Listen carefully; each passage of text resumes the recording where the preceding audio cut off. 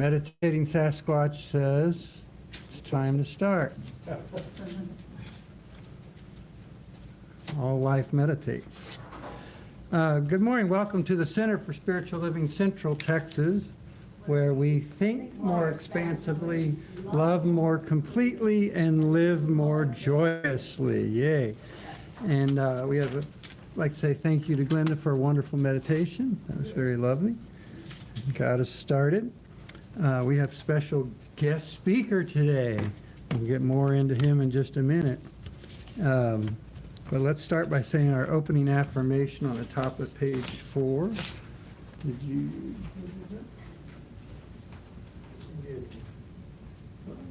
Thank you.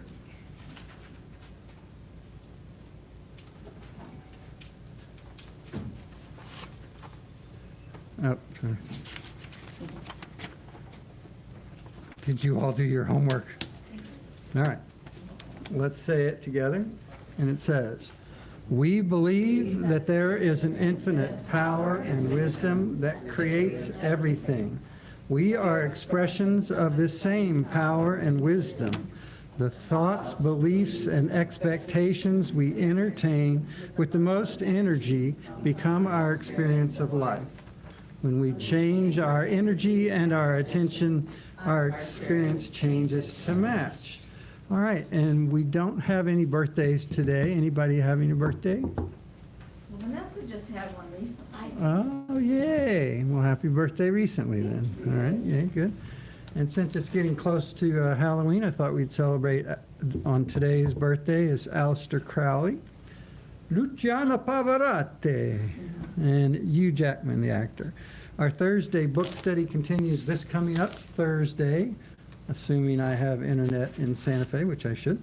And we're doing it on the book No Self, No Problem, How Neuropsychology is Catching Up to Buddhism.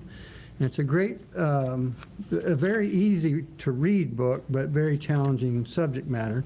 And we are getting to look at our sense of self and what is that? Basically, he proposes that Buddhism says it's a fiction that we build up over a lifetime, and we start saying, this is who I am, and so that's who we believe ourselves to be. The good news is that's always subject to change, and so we can be intentional about what we believe about ourselves. And then he starts talking about what is truth, and that's a whole nother thing. So anyway, I encourage you to look at it, even if you can't do the Thursday night Zoom session. All right, let me invite Glenda to come up and do an opening reading and treatment.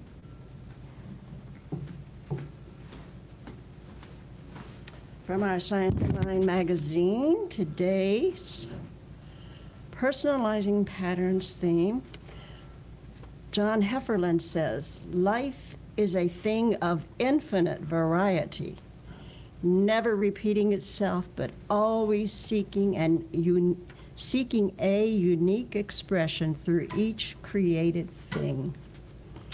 So, let us just take that into mind for a moment, opening up our hearts, feeling that power of the presence within us, that divine intelligence, that infinite love that resides right where we are, who we are as we are.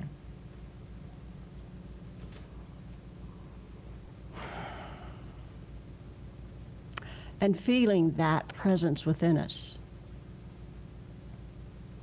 I know that today,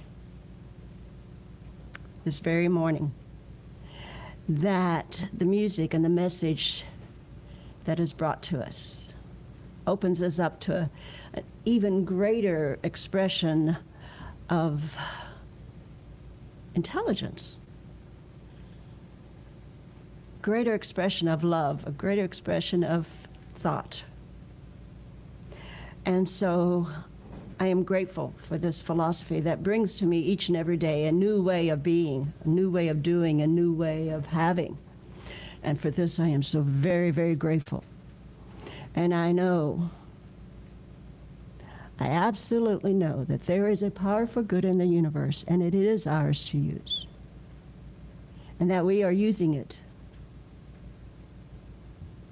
And that choice is up to us, to to how we want to live our lives, how we want to bring into life our expression, our individual, unique, divine expression that we are. And so I am grateful for this day. I'm grateful for our speaker this morning. I am grateful for each and every one of you here and not here. And we open up this time, this service to all that is. And so it is. And do you want to? Oh, so first of all, we will have music. Vanessa Lively is here this morning with her children, and so. Hey, Vanessa.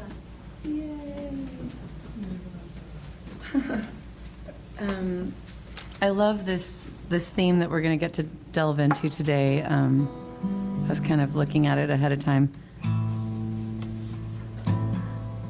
And I feel like a lot of the new songs that I'm working on right now and writing are really in alignment with this theme of just kind of like shifting our perspective, shifting our thoughts, and yeah, and kind of waking up to. So I'm going to do a song that was inspired by my son Jeremiah sharing with me about the red wolves that are disappearing, and I thought about the beautiful and sad poetry of when a species is dying. It wakes us up. It's another one of those wake-up calls to like something's wrong, and we really need to kind of pay attention to something that's happening. And so that is a lot of my theme for these songs I'm working on. So I'll share Red Wolf.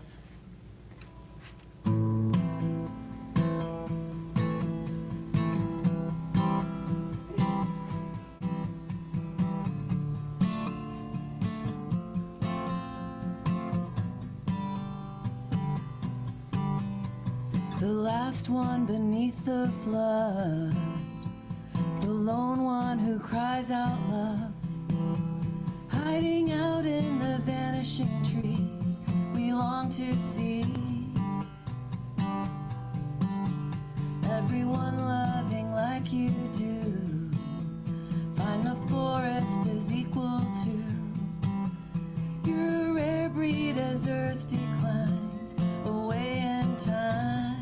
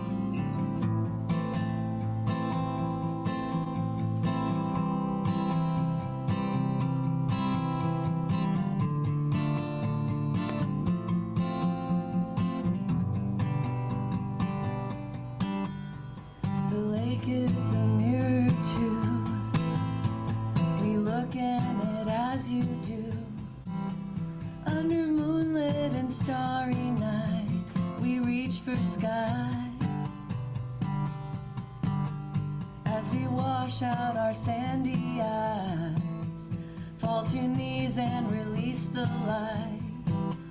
Hold a flame to our heart again, we feel the wind. Red wolf, you're hiding out for everyone to see.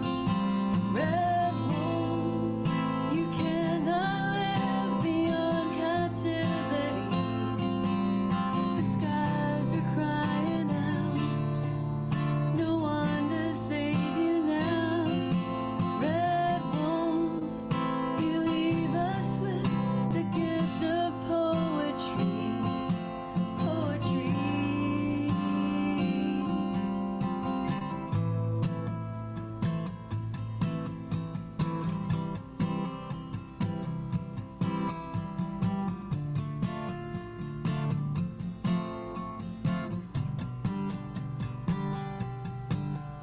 You're the last one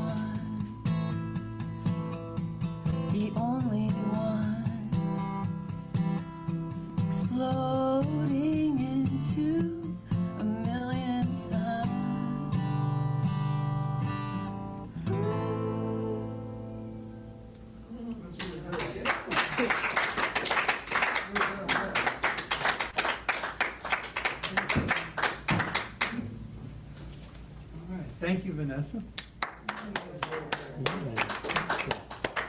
All right. What do I say about this dude?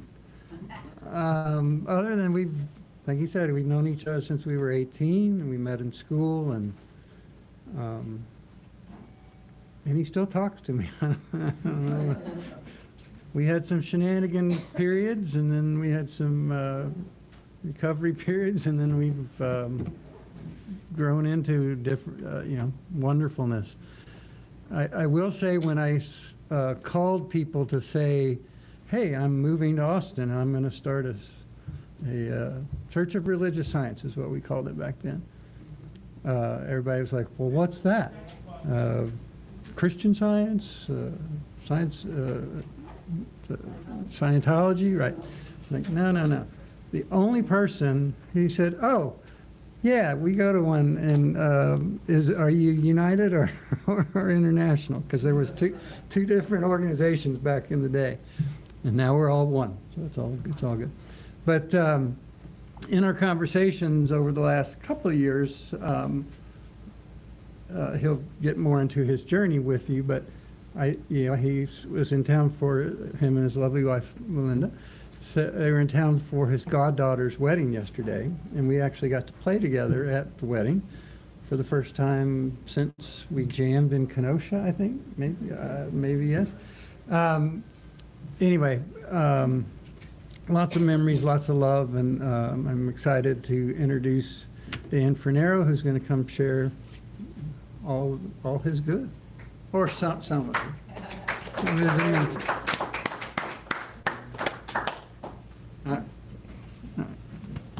All right. Hi. This is really neat. Just all these like-minded people here, and it's small, and it's beautiful, and it's powerful, even though it's small. I'm extremely honored to be asked to do this, setting aside our long friendship and all of that.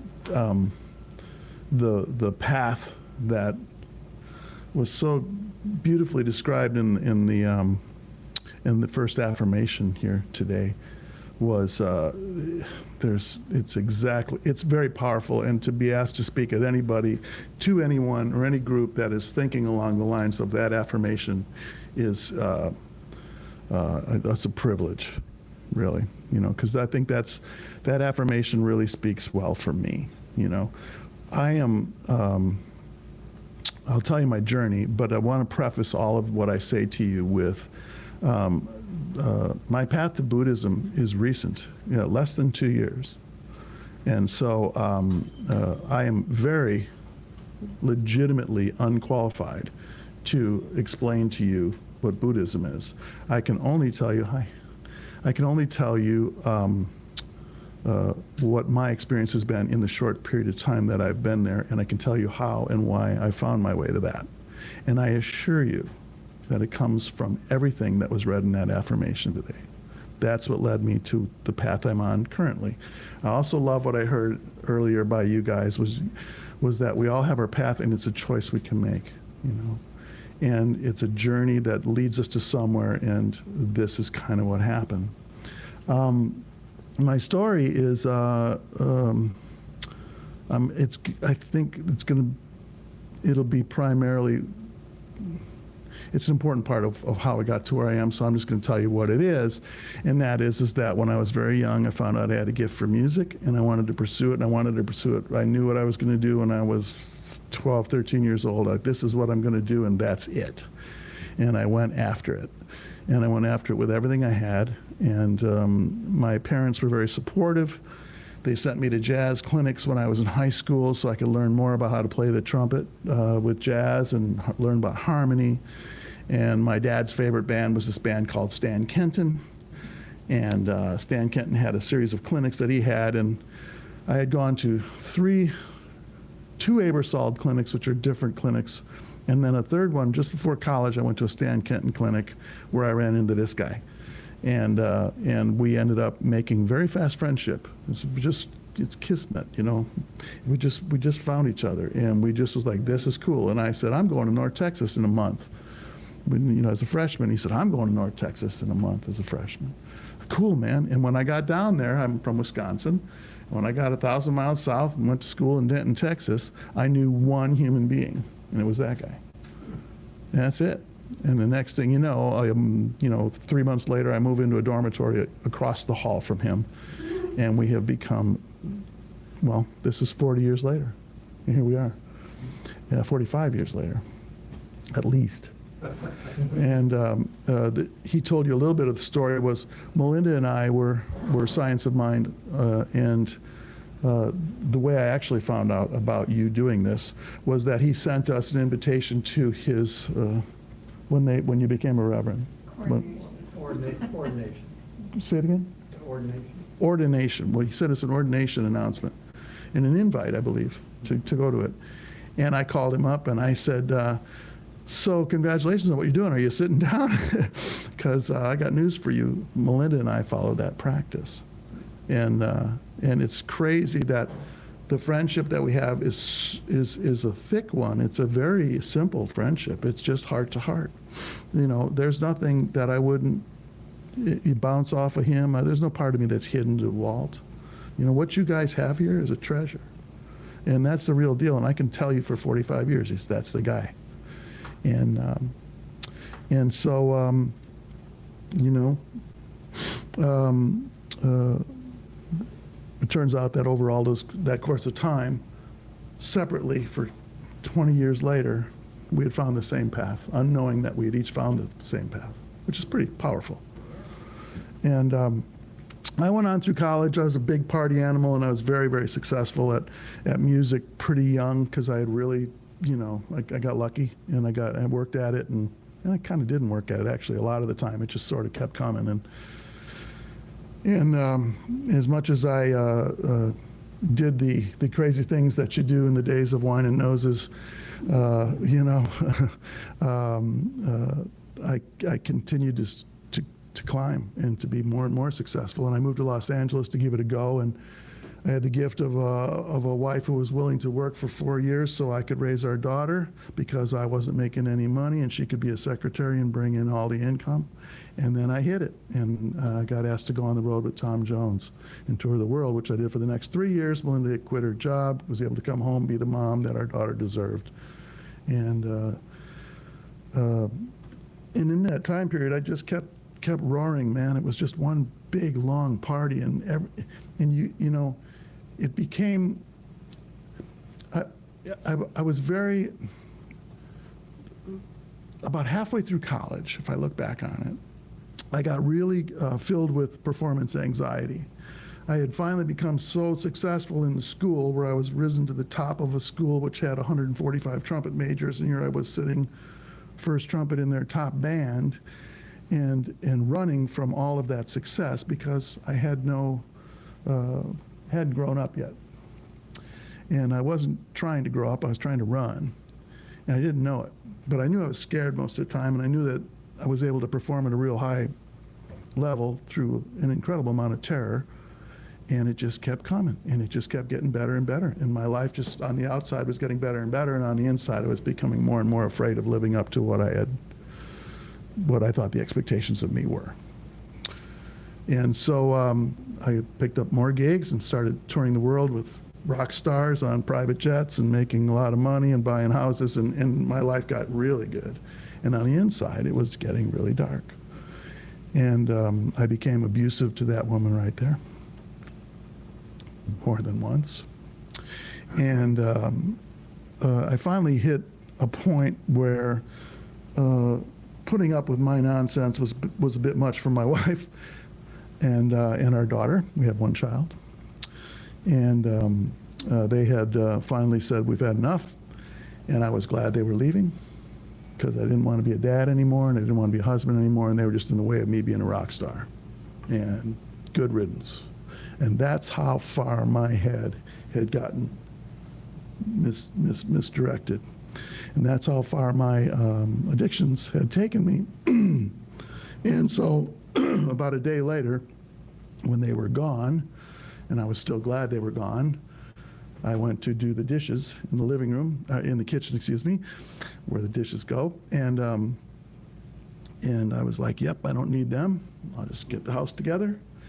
And I went and I got high, and I walked in there and I looked at those dishes, and I just got hit with this very profound realization that I can't do the dishes unless I got high first.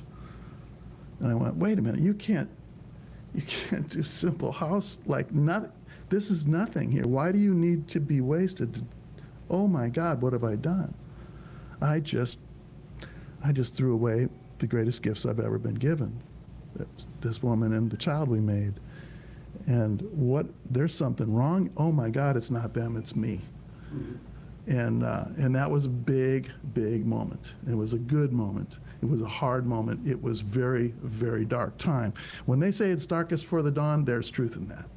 You know, wherever however bad you think it's going to be, it can get really good, and that dark part can be the best thing that ever happened to you, and it was the best thing that ever happened to me, because I went and got some help through an organization that doesn't like to use your name, and so it's a rather anonymous group, and I followed those 12 steps, and that was a little shy of 30 years ago. In January, it'd be 30 years. And for some reason, when I heard them speaking, I thought, I can hang with these guys. They're all nuts like me. And they were talking about, if you do these things, you know, do this work, and, you know, of these 12 steps, which primarily come down to, you know, finding a higher power of your own understanding and be able to trust it and lean on it, then you can live a life free of booze and drugs. And I thought, well, that's easy for me because I'm Catholic. And I'm real Catholic, man. I got pictures of my mom and dad shaking hands with John Paul II in Rome. My mother and father walked the streets of Rome with Mother Teresa to her chapel and went to Mass with her. We are Catholic, right? And I'm an only child. And my mom's Polish, my dad's Italian. It's generationally, we are so Catholic, and he got involved in this international organization for Catholicism, and that's how they met the Pope and blah, blah, blah. I mean, it's a big deal. And I thought, well, this is cool. You know, we had our daughter in Catholic school, and Melinda went to Catholic school, I went to Catholic school. This is a breeze, and it turned out it was enough. And it did help me, and then I did the rest of the steps where you uncover and discover and discard all the garbage, and you figure out why, you know, booze and drugs seemed to be such a good idea. And I began to grow up for the first time at 36 years old. That's the truth. I ran from the time I was 17 till I was 36. For 20 years there, I was emotionally 17 years old, or less, really. And somehow our marriage survived. Melinda came back a couple days later to get her stuff, and I had written a letter to her as we were taught in a marriage encounter group. And turns out she had written one to me too, and we read them twice as you're supposed to. And we realized we're going to give this a go because we have a family at stake here, and if I'm going to get some help, there's maybe a chance, and we'll be married next month, 42 years. So all of that darkness was the best thing that ever happened in my life. And as I moved through my reliance on God as I understood him at that time, which was the Catholic version, slowly through the course of my recovery, I started realizing that the anonymous program, I'm not supposed to say what it is, so I won't, but this 12-step program was giving me permission to consider something other than the God I was raised with. Because the way that I was raised was, if you don't believe this, you're doomed. This is all there is. And everybody else has got it wrong, and we got it right. And it says so. That's why we got the Pope. That's why we got, you know, it's just the whole thing. The first apostle, you know, Peter was the first Pope, he was an apostle. The whole thing came down to, this is the way it works. And my recovery program said, you know, you could have your own conception of whatever it is. It's enough to lean on to keep you in sobriety. So my buddy, Greg, who was my sponsor at the time, he said, have you ever heard of this guy named Emmett Fox? Right? There you go, right? And Emmett Fox had written a series of books, you know, Alter Your Life, the Ten Commandments, and most real for me was the one called the Sermon on the Mount, which took the words of, I think it was Matthew, who wrote down what he heard Jesus say on the mount where they did the loaves and the fishes and the whole thing. And it's very profound what he wrote. And so Emmett Fox did an essay on this in the form of a book that I found to be very freeing. And the first time I was able to go, hey, you know what, if I don't buy into this Catholicism version of this anymore, it's really going to be okay. And that gave me permission. And that's what I needed, you know, because I wasn't buying it and I knew it deep down. And this started to make sense to me. So I jumped into that. Melinda and I, in the meantime, decided to take up a meditation course. For some reason, we thought, let's go to a meditation thing. And so we went to this woman who led this course, which was no bigger than the amount of people here. And in that, she started doing guided meditations. And I said to her after one or two of these, I said, you know, this is really cool. It lines up with this stuff I've been reading about this Emmett Fox. And she says, I'm not doing Emmett Fox. And I said, she goes, Emmett Fox is divine science. She goes, I'm doing religious science. And I said, well, what is that? She said, well, this is from a guy named Ernest Holmes. And then and I think Melinda had already known about Ernest Holmes. And so I'm like, okay, I'll, you know, and we started going into that, and we realized that 2 blocks from us was the Church of Religious Science in Redondo Beach, which was a very, very big deal. And they had a massive church, and there would be, you know, 100 people there or more every week. So we decided to go check this out. We walked in on the day that, what was his name, Reverend? Yeah, Dr. Richelieu it was his last day. And his wife. And then Reverend Moira Fox was coming in on her first day. And we came in, there must have been 200-300 people in that place. It was jam-packed, and it was swinging from the rafters. I mean, everybody was celebrating this guy, like, you know, and the legacy he had left, and the fact that he had built this big place and created this whole community. And we were like, sign me up. This is cool, you know. And we did. And we left Catholicism. And we pulled our daughter out of, was it she in the 7th grade? 7th grade, Catholic school, put her in public school. She was in the middle of being confirmed a Catholic. We get her out before, you know, I mean, it was like that kind of, and so that's where I finally feel like I finally got, where I allowed myself to consider something else. Let's just say it that way.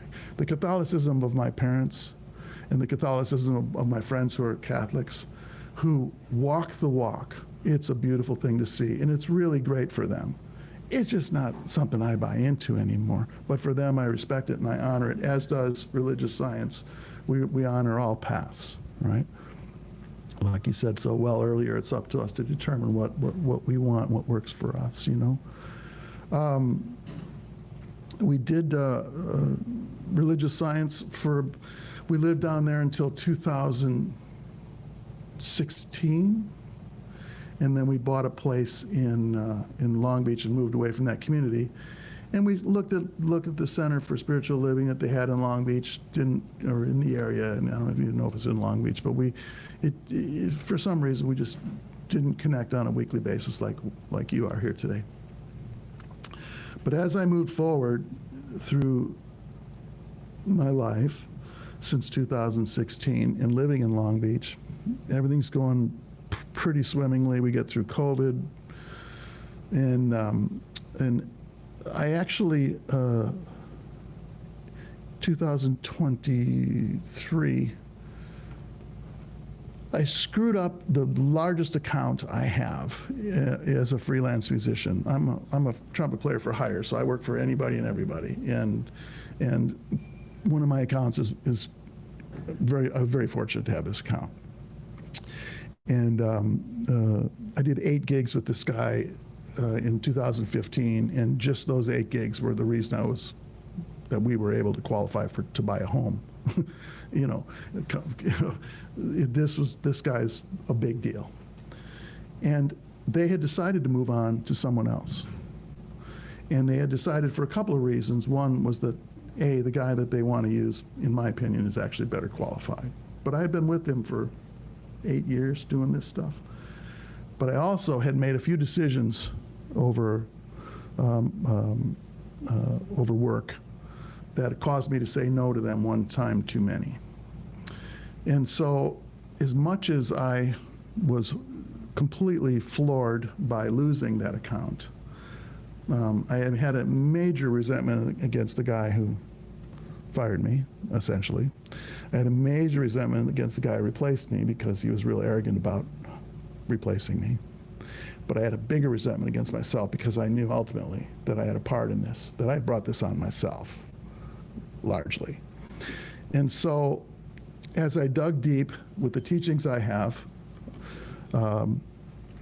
at that time, I couldn't find relief. And I just couldn't. Those guys, yeah, sure, but what did I do to myself, you know? And that was the hardest part of it for me, was to be free of knowing that I caused this. And it wasn't working. I couldn't dig deep and find any relief. And coincidentally, or not, at that time I was listening to an audiobook by Herbie Hancock. And Herbie Hancock does, it's called, I think it's called Possibilities. He tells his life story. The audiobook, I highly recommend it. And he narrates it himself. So when Herbie's telling you his story, it's not an actor telling Herbie's story, it's Herbie telling Herbie's story, and it's tremendous. And I got to chapter 12 in this thing, he says, and then the next day my life changed. And this is in the early 70s, 72, 73 era. And he said that they were playing a gig in Seattle, a series of gigs at the same place for 3 or 4 nights.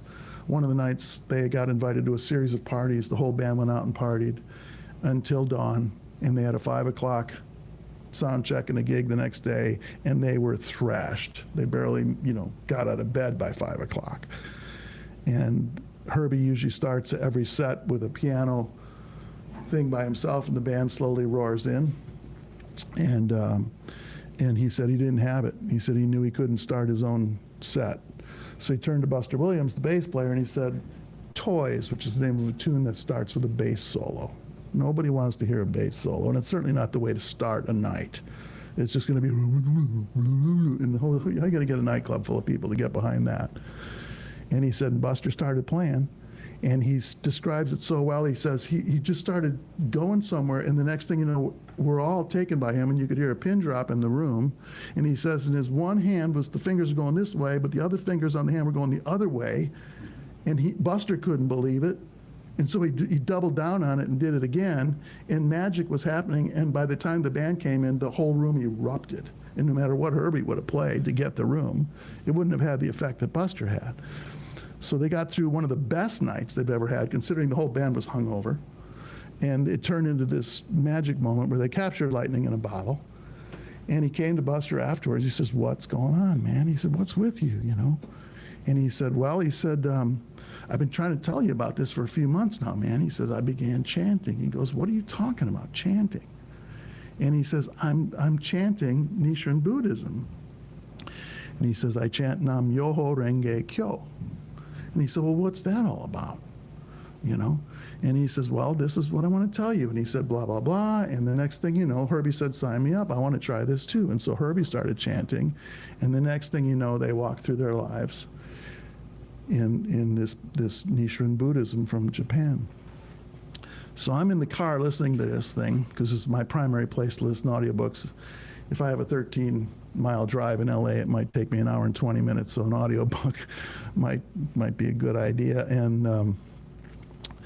And so I got in my car and Nam Myoho Renge Kyo, Nam Myoho Renge Kyo, Nam Myoho Renge Kyo.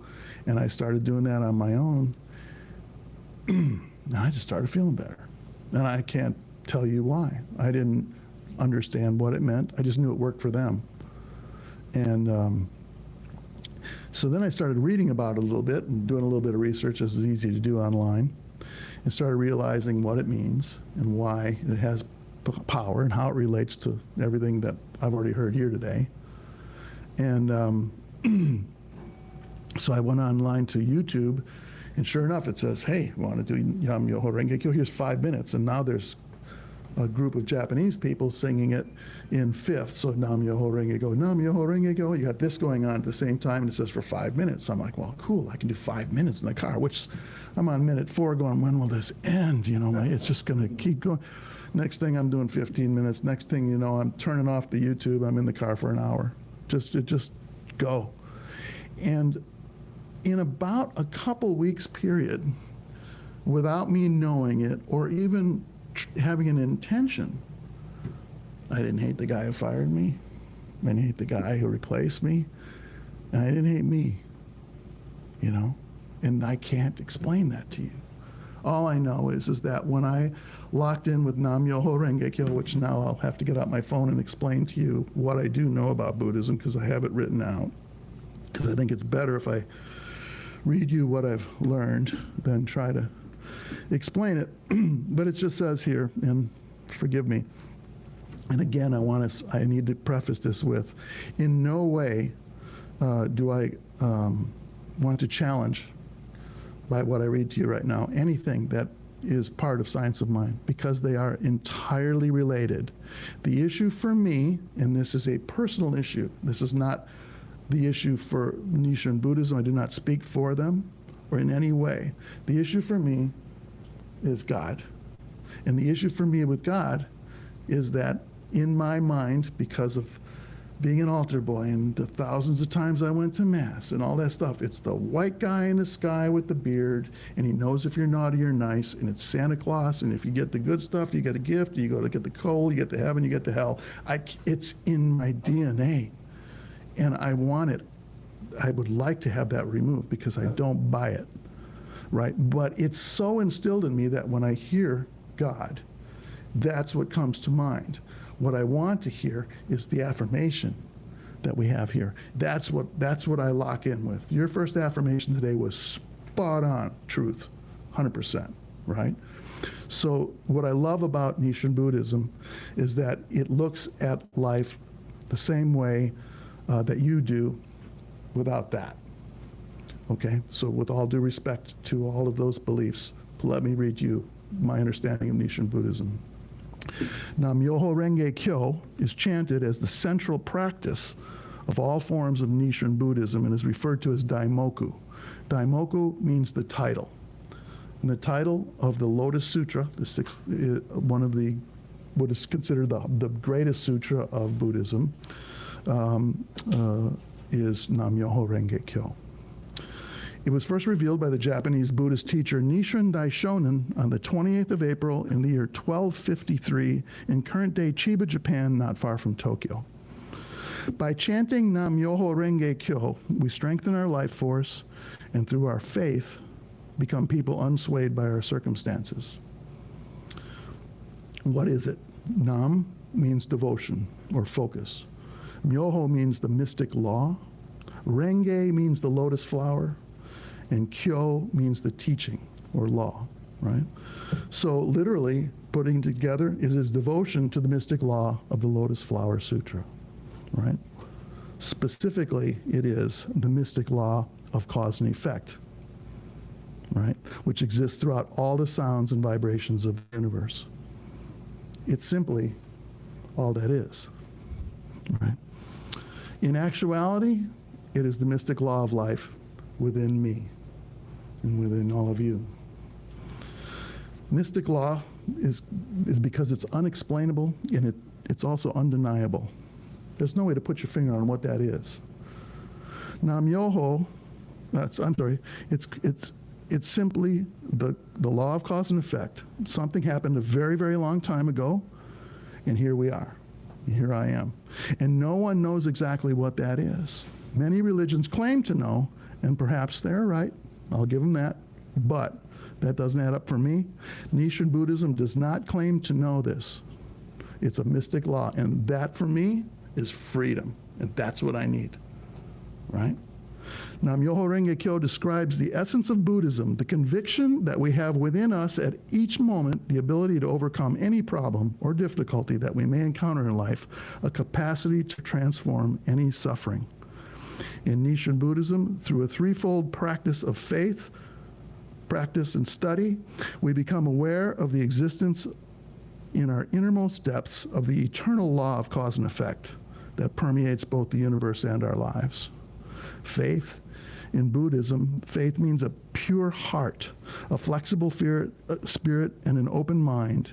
Faith is the function of human life to dispel the dark clouds of doubt, anxiety, regret, and sincerely open and direct one's heart towards something great. Faith might also be characterized as the power that enables the microcosm of the self to sense the universal macrocosm. Ultimately, faith is the understanding that the inherent dignity of the universe and the essence of our lives are the same. That's Science of Mind 101. Our practice serves to diminish the influence of negative karma in our present lifetime. And by chanting Nam-myoho Renge Kyo for ourselves and others, we enable the microcosm of ourselves to sense the universal macrocosm, the universal life force existing originally and eternally within Science of Mind 101, right? Through ongoing study, we discover the Lotus Sutra's ultra teaching.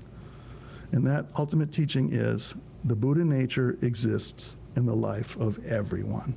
And we all have that potential to live to our highest potential. That's why we're here, right? The word Buddha originally meant enlightened one who is awakened to the eternal truth or law of life, which is also known as Dharma. We've heard that. This truth is eternal and boundless. It is always present, and it is everywhere. While Buddhism began with the teaching of one human being who woke to the law of life within himself, his name is Shakyamuni, it has come to include the interpretations of that teaching by subsequent scholars and prophets, and it was Nichiren Daishonin who expressed the essence of the Lotus Sutra in a way that enables all people, regardless of their level of knowledge, to enter the gateway to enlightenment. The law of life is not the exclusive property of Shakyamuni Buddha or of Buddhist monks. The truth is open equally to everyone. This was a revolutionary development in the history of religion. Back then, they thought if you're not wearing the right robes, if you're not going to the temple, if you're not, go back to Catholicism, if you're not worshiping it just the right way. This teaching says this truth is open to anyone, and there's nobody that needs to be in charge. In Nichiren Buddhism, there are no priests or gurus, no ultimate authority that decides what is correct or incorrect, what is right or wrong. In this Buddhism, the wall between priesthood and laity has been torn down, leading to a complete democratization of the practice. And because it is essentially non-dogmatic, Nichiren Buddhism suits the skeptics among us. The mystic law that the Buddha perceived may be some people's concept of God. Yet, a person who cannot believe in a traditional human-like deity may still sense an underlying energy to the universe. The breadth of Buddhism encompasses a bit of both views, but focuses more on the individual. There is no external source to blame. There is no one to implore for salvation. In other words, no God or third-party supernatural entity plans and shapes our fates. It is the discovery and awareness of the mystic law itself as it manifests within the individual that creates spiritual value, not some exterior power or being. As Nichiren Buddhists, we aim to live every day in accordance with the law, Myoho, and in doing so, discover a way of living that directs all things towards value and harmony.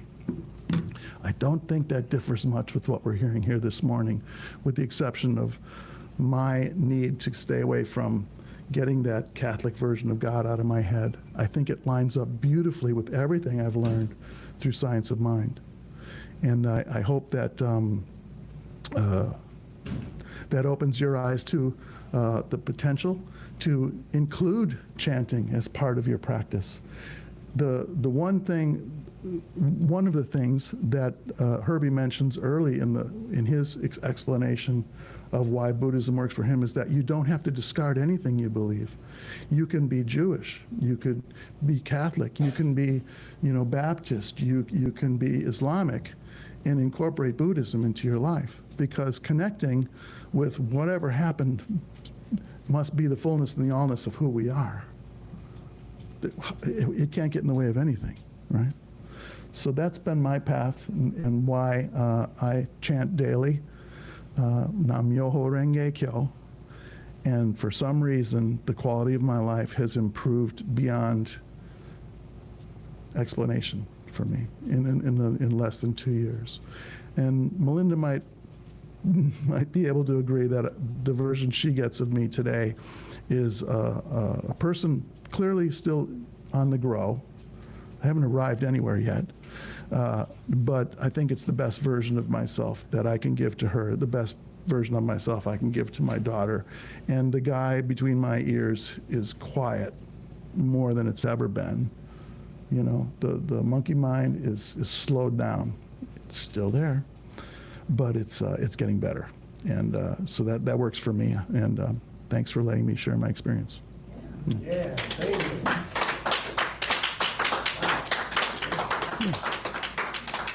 Yeah. Thank you, Dan.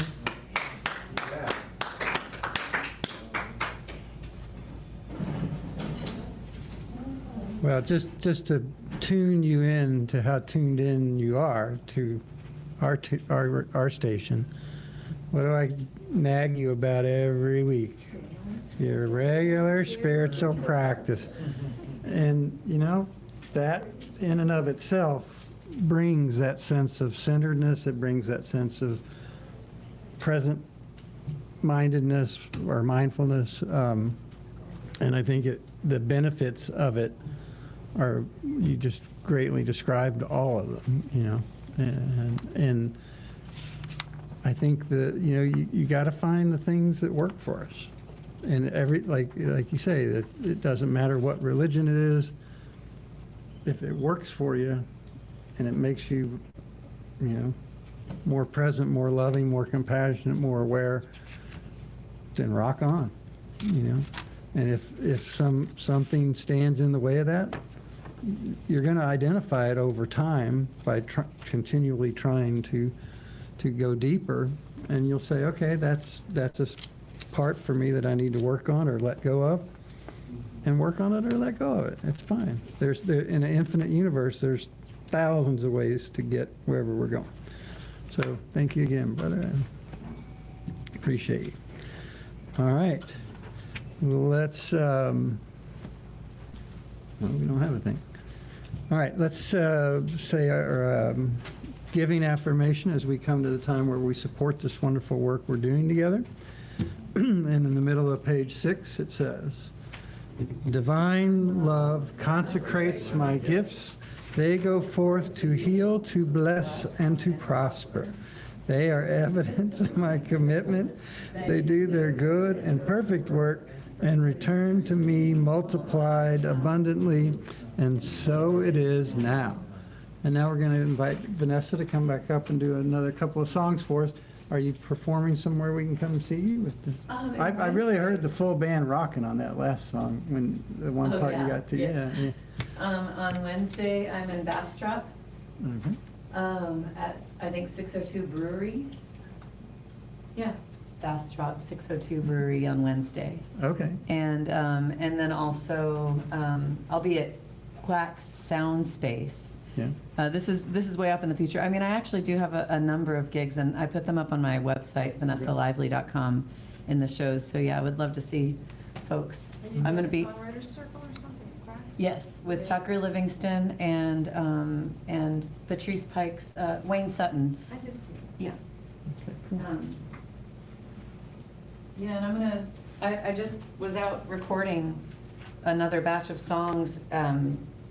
This is again, you know, for the next album, and I ended up writing 2 songs and then recording them for the album.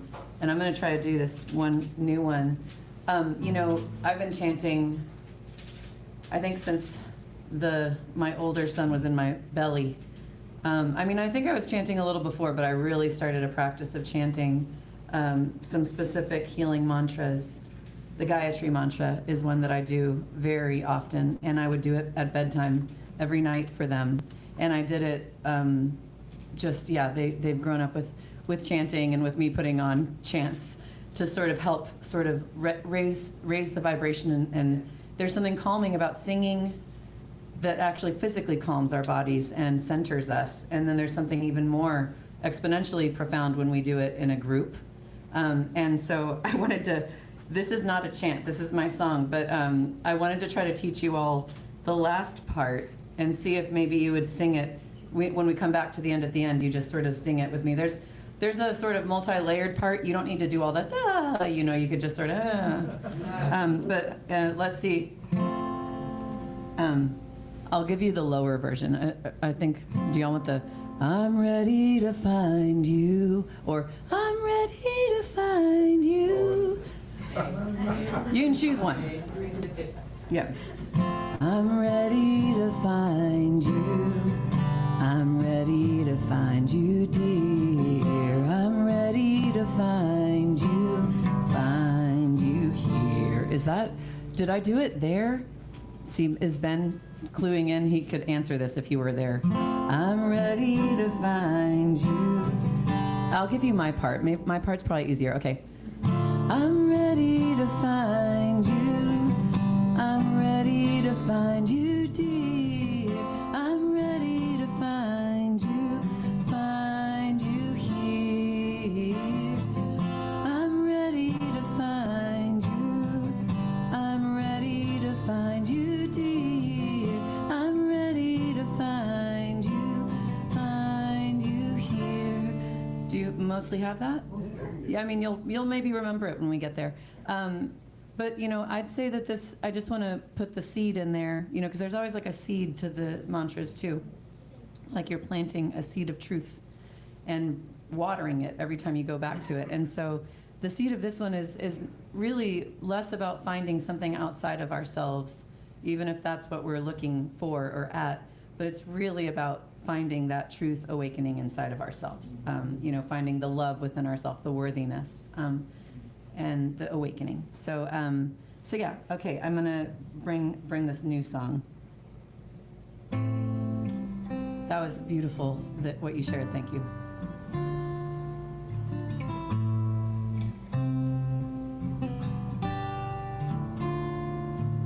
I'm awakened enough to speak hidden shame, reprieve, a beacon in words, you stay.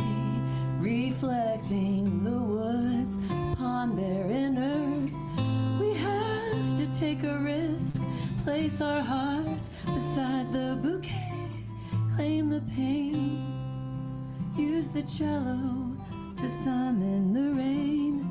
You are the dizzying sea, distant strangers we pretend to be. Trouble now has crossed the river, offering prayer in ash and smoke to deliver.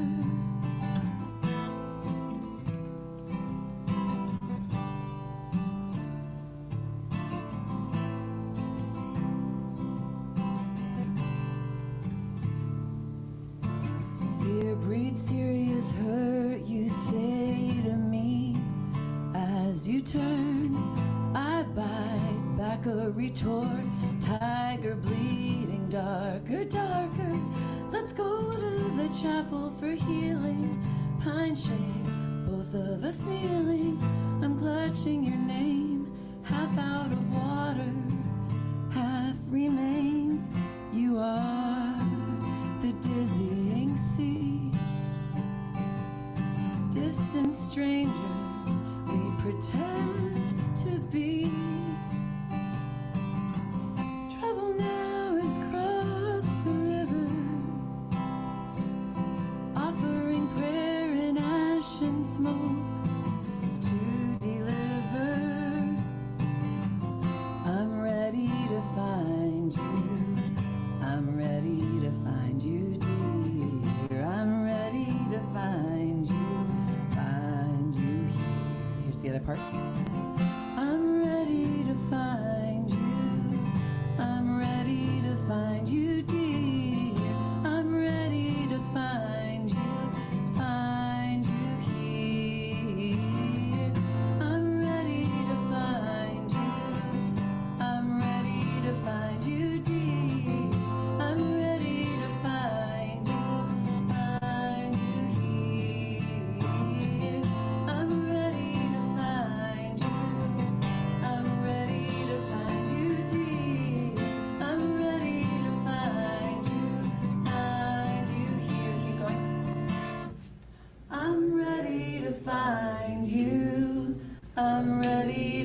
find you, dear. I'm ready to find you here.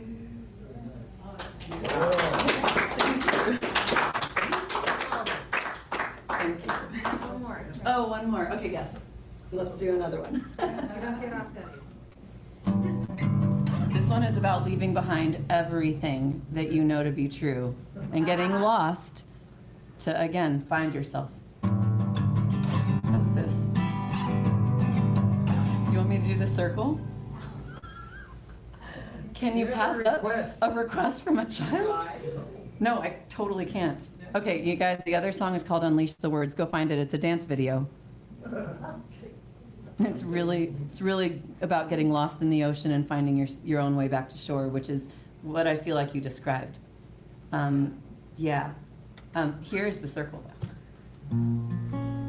Thank you for the request, you guys. Thanks, Nico.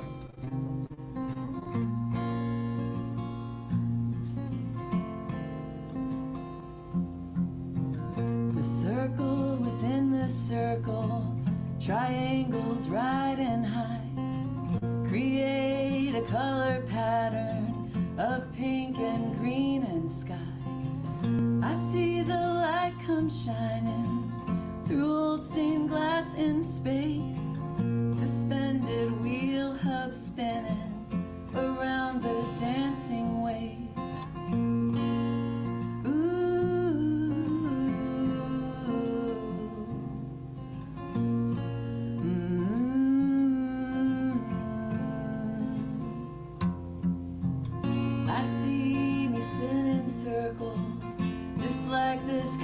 Of sun, I feel the metric pattern around my spine undone. I'm ready to toss the excess, invite the calming space for all my wild adventure with ease and peace in spades.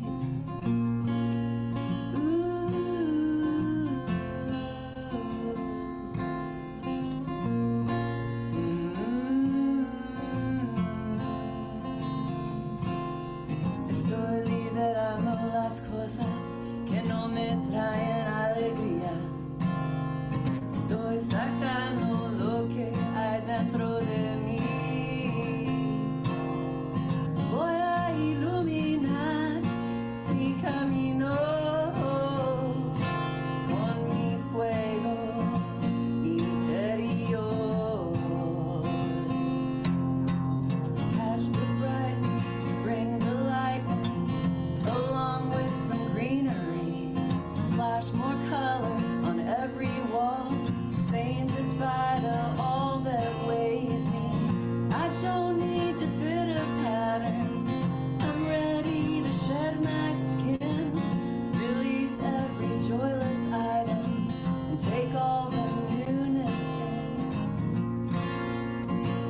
The newness in.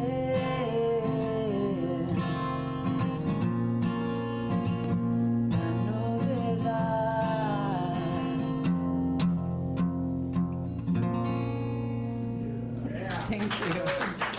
Thank you so much.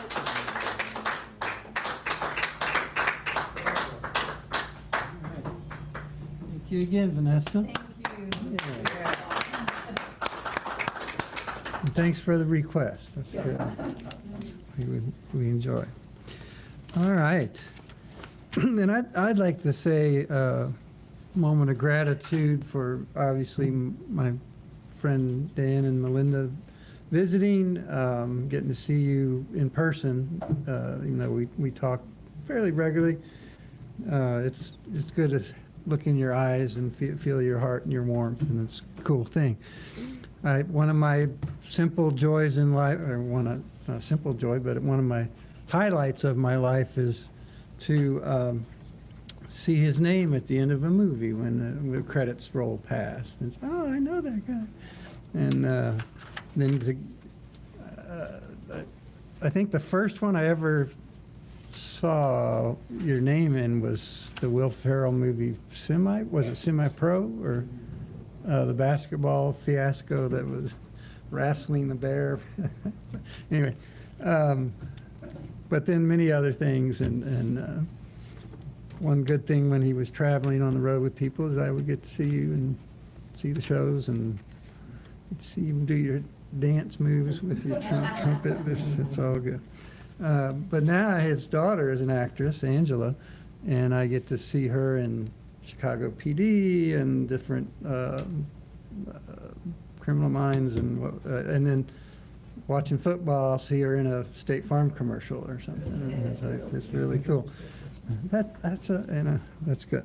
So I'm grateful that you're here and that you're sharing this journey with us, man. So thank you. And I think what I really took away is that there's a lot of ways. It's an infinite universe, man. There's a lot of ways to get there, and I think we're all the purpose or the intent of all spiritual pursuits is to realize the spiritual part of ourselves and move into that, the experience of that, and expanding that. So, anybody else have a moment of gratitude to share? I would Yes. just like to say, how did this happen? There's some perfect alignment.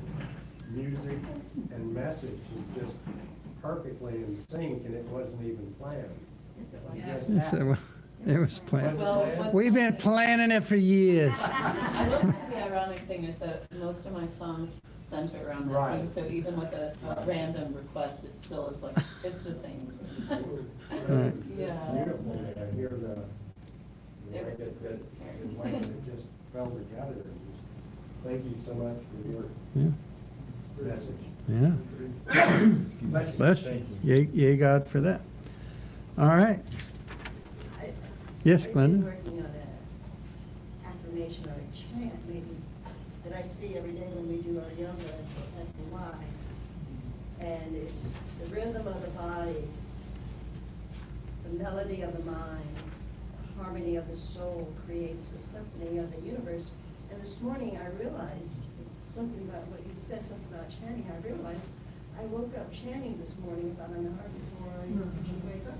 And I was saying, harmony of the soul, harmony of the soul. It was just going over and over in my mind, and it was like it was a chant.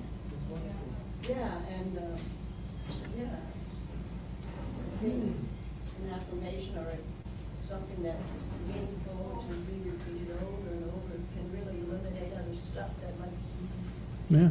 crowd us. Yeah. You got it. Yeah, and I think, you know, we're listening and we're talking ourselves into and talking ourselves out of stuff all day long, all life long. And it's just realizing that we have the freedom and the empowerment to choose and be intentional with what we want to put, what we want to be going on in there. As I said. Yes, Chris? It's good to see you. I'm actually glad to come here. It's been a while since I've seen most of you. And as you can see, I also go to the Buddha Center myself. I go to the Kendapa. Yes, I know. Of course, they moved it and changed the different addresses, but I'm glad to hear your journey through Buddhism, and it's pretty much says the same message. And one of the things I learned more about from it is it's karma, like how the laws of karma, what you do, what you do comes back to you. I mean, I didn't pay attention to it at the time, but I'm starting to really see it in good and bad. Yeah. And it's realizing that everything's in a circle, as her song was talking about. Yeah, it all comes back. So you know, the more intentional we are with what we're putting out and what we're choosing to experience, this. Yeah, you gotta be careful now. We gotta be careful now to make sure our lives aren't in what is it, the Sansa, right? It starts with the S. It's like where you're in a it's in a circle. Samsara. Samsara, yeah. Yeah. Yes. Yeah. Okay. I think this is more in the Tibetan, is that Tibetan Buddhism? That's part of Kendapa. Okay. Yeah. Yeah. Yeah. I have a grateful moment. Okay. First of all, I'm so grateful to be here. You know, wonderful. Oh. Vanessa, I love your music, and I want to talk to you sound bath. Oh, of course. Yes, so yeah, I will check out on your Yeah, music. yeah, and I'll be putting a new album up soon, and it's really, it's something else, I'm proud of it, so. I amazing. Cool. Yeah. All right. So,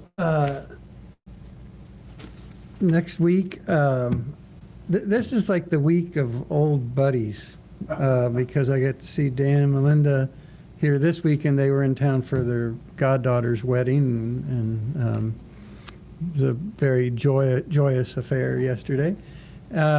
And Tuesday I go out to New Mexico, and I'm hooking up with 3 of my buddies from high school that we have, again, stayed in touch over a lifetime, and we get to hang with them for a long weekend and see that. So in my absence next week, Donna Lipman and Tom Parrish are going to be talking about, I invited her to speak, and she said, "I'm just so overwhelmed." I said, "Well, why don't you talk about being overwhelmed?" She goes, "That's it. That's also exactly what I'm talking about." So her and Tom will hold forth, talking about their journey, realization that they were overwhelmed, and then how did they process that. The Thursday book study is available on the Zoom platform. Come and join in that. And even if you can't, check out the book. It's definitely a good read and good.